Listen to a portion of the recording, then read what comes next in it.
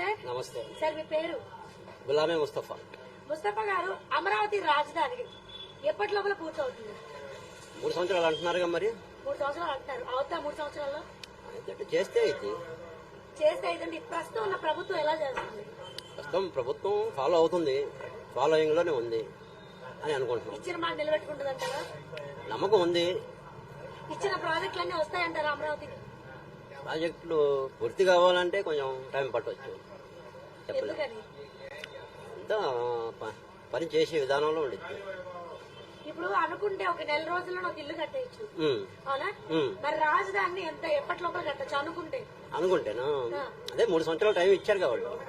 3 సంవత్సరాలు అవ్వకపోతే అంటే రాజధాని అంటే ఒక ఇల్లు కాదు కదా, అది వేల సంఖ్యలో ఉంటాయి. అవ్వకపోతే మనం ఇంకొంచెం టైం తీసుకోవాలి. టైం తీసుకుంటాం. ఈ పార్టీకి సపోర్ట్ చేస్తాం. Okay sir, thank you so much. Okay.